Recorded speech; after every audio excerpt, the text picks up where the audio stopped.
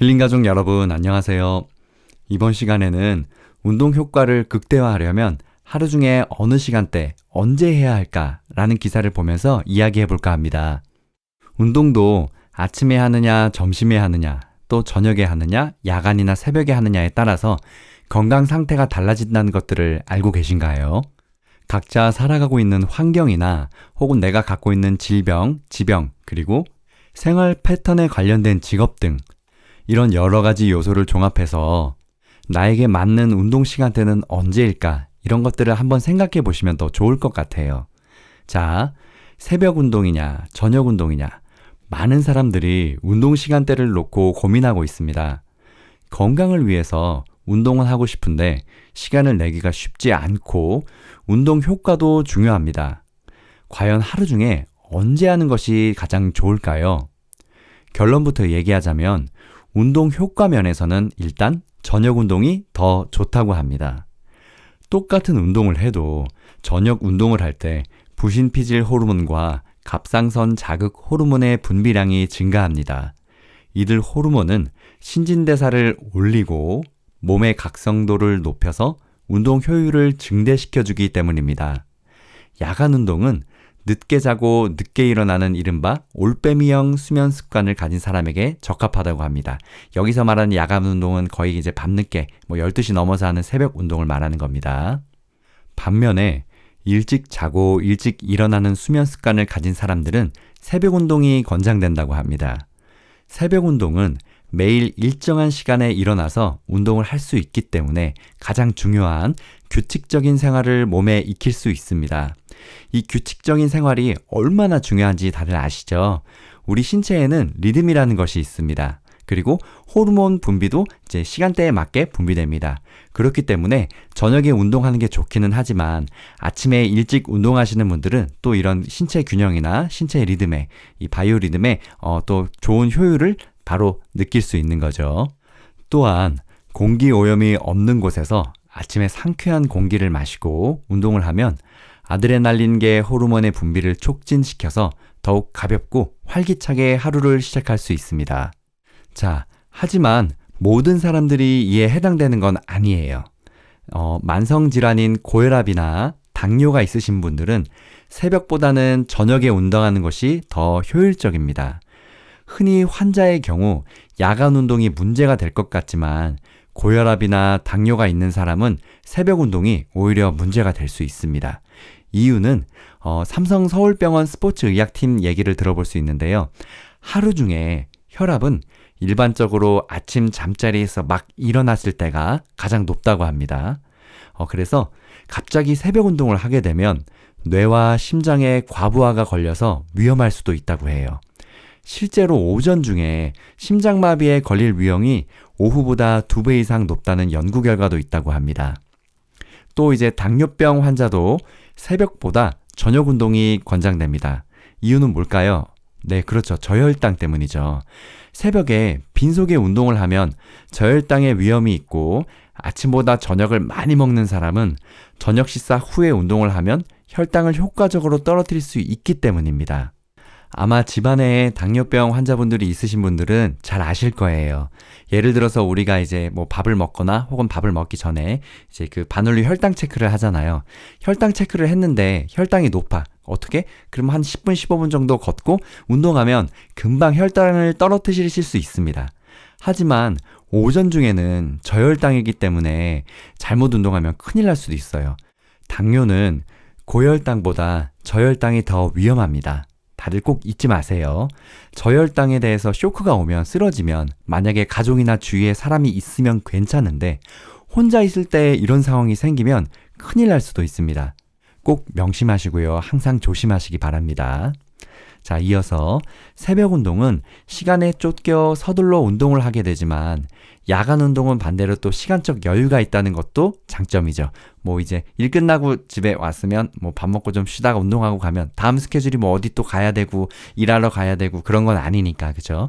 운동은 운동을 한 후에 그리고 내가 운동을 얼마나 할지 그리고 운동 후에 어떻게 시간이 되는지 이렇게 여유가 있어야 마음도 편안하게 운동을 할 수 있기 때문이죠. 하지만 야간 운동 시에 높은 강도로 힘들게 운동을 하면 오히려 교감신경을 자극해서 숙면을 방해할 수도 있다고 해요. 야간 운동은 구기 종목처럼 격렬한 운동보다 걷기와 가벼운 조깅 등 오랜 시간 동안 할 수 있는 종목이 좋습니다.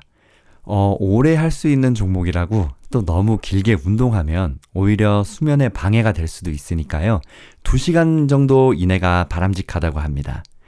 또 야간 운동은 주위가 어둡기 때문에 안전이 우선입니다.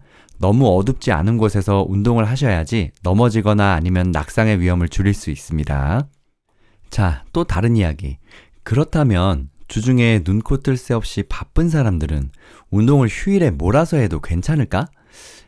당연히 안 되겠죠. 이에 대해서 삼성서울병원 스포츠의학팀은 몰아치기식 운동은 건강 증진에 전혀 도움이 되지 않고 오히려 위험하다고 했습니다. 다음날 운동의 피로가 가중되고 40세 이상이거나 성인병이 있는 사람은 주말 운동이 지나치면 급격한 혈압 상승, 근골격계의 부상 등이 부작용이 우려될 수 있기 때문입니다. 네, 그렇죠. 우리 예를 들어서 근육 운동 같은 거 매일 하시던 분들은 괜찮은데 한 4일, 5일 쉬었어. 이제 금요일 밤 아니면 토요일 오후에 몰아서 해. 어떻게 되겠죠? 다음날 바로 몸살 납니다. 그러면 일요일 하루 이제 끙끙 앓다 끝나고 또 월, 화, 수, 목, 금 바쁘게 지내고 토요일 날 또 이렇게 운동 빡세게 한다 그러면 또 몸살 납니다. 운동은 이틀에 한 번, 월, 수, 금이나 화목토 최소한 매일 하면 좋고요. 그런 식으로 하는 게 제일 좋긴 한 게 그게 어려우면 조금씩 꾸준히 하루에 30분을 하더라도 거의 매일 하시는 게 정말 중요합니다. 이렇게 건강 증진을 위해서는 한 번에 오랜 시간 몰아서 운동하는 것보다 꾸준히 자주 하시는 것 더 추천드리고요.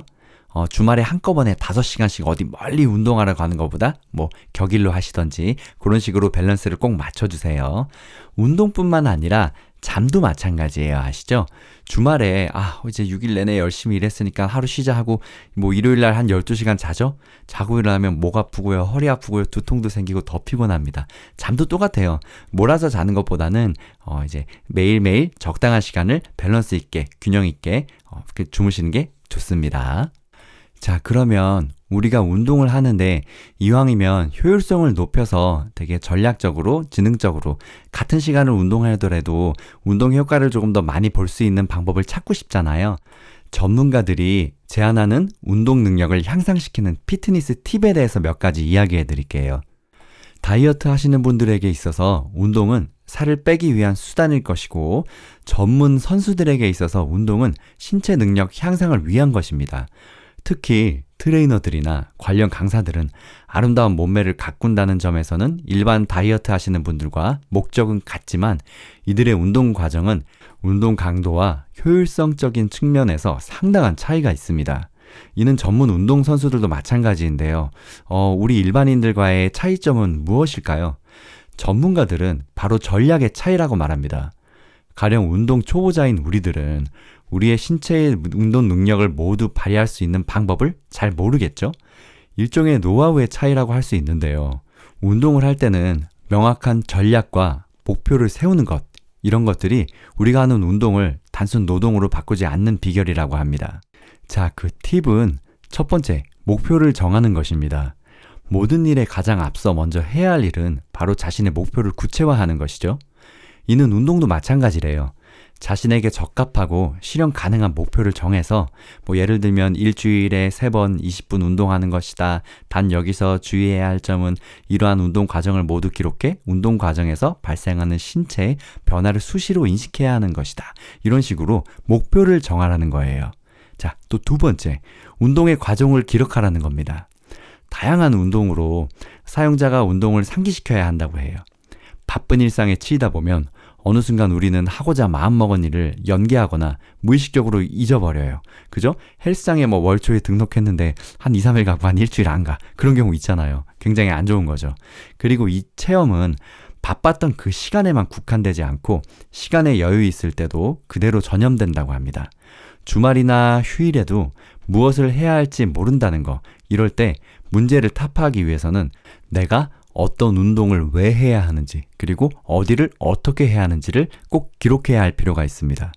우리가 운동을 할 때, 그냥 무작정 1시간 걸어야지 하는 것도 좋은데, 운동을 하는 걷는 과정에서도요, 이제 시간표 같은 거를 딱 보고, 어디 운동하고, 달리다 무릎 운동도 하고, 뭐 스쿼트도 하고, 뛰기도 하고, 걷기도 하고, 이렇게 제가 시간표를, 스케줄표를 세우면서 운동을 하면, 진짜 체계적으로 운동을 하게 돼요. 그 효과는 정말 엄청납니다. 자, 또 세 번째 팁. 동기화를 시키라고 합니다. 운동을 열심히 한 당신에게 상을 주는 거죠.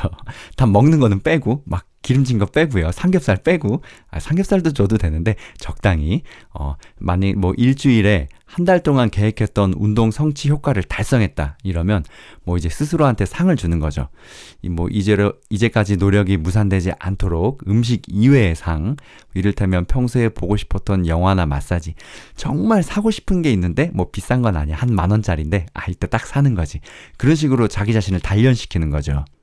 자, 여기까지가 잘 지켜지셨다면 지금부터는 이제 운동하시는데 좀 돈을 쓰셔도 됩니다. 운동 관련 용품에 조금씩 투자하시라는 거예요.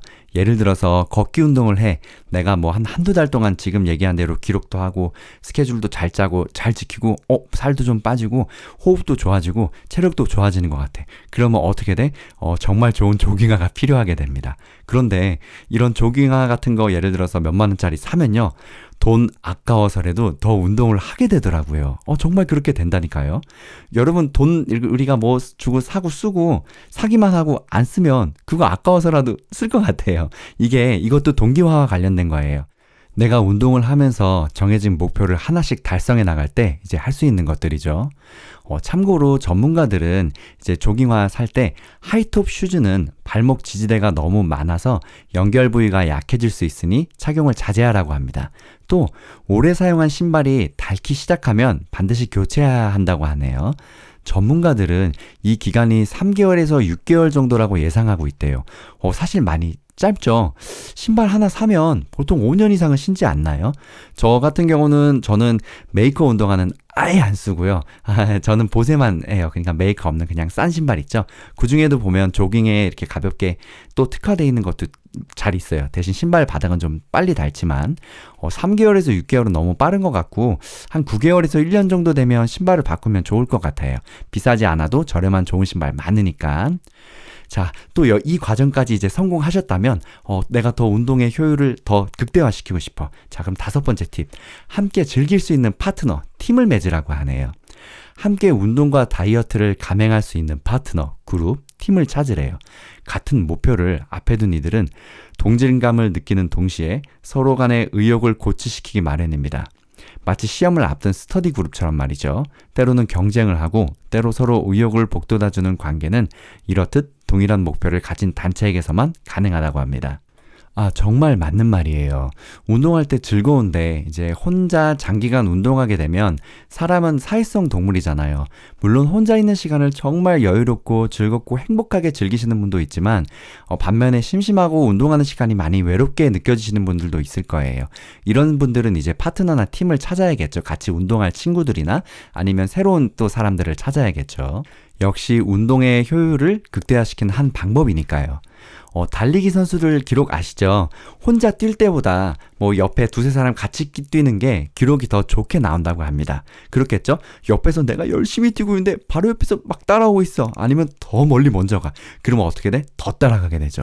이것도 같이 혼자 운동하는 것보다 같이 운동을 할 때 더 이 효율을 극대화시킬 수 있는 방법 중에 하나죠.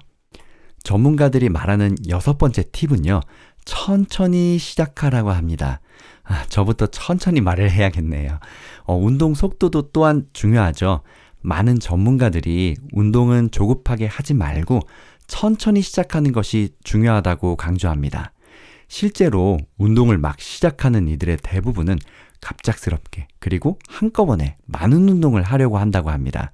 실천하기에 앞서서 의욕이 너무 앞섰기 때문이죠.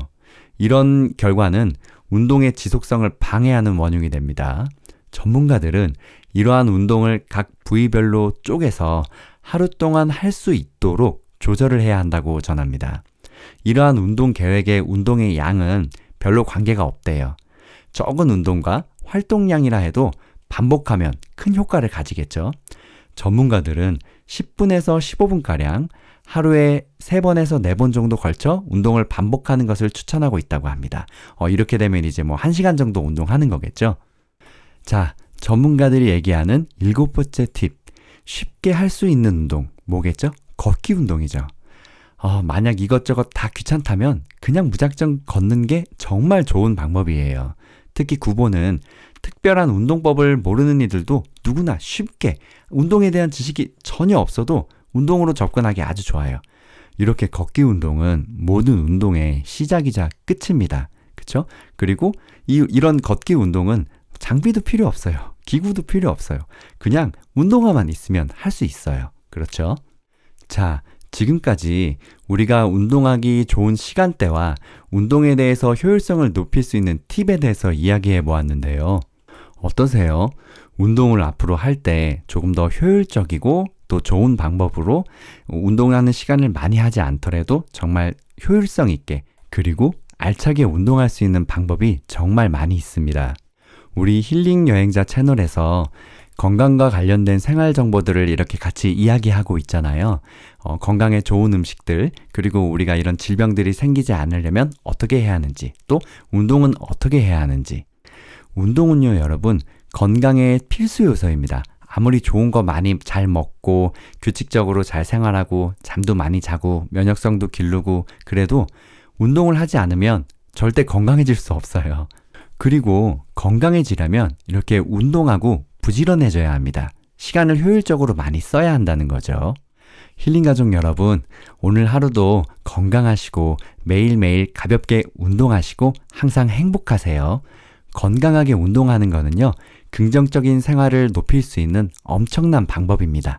이것만큼 좋은 방법이 없어요, 여러분. 아시겠죠? 힐링가족 여러분, 사랑합니다.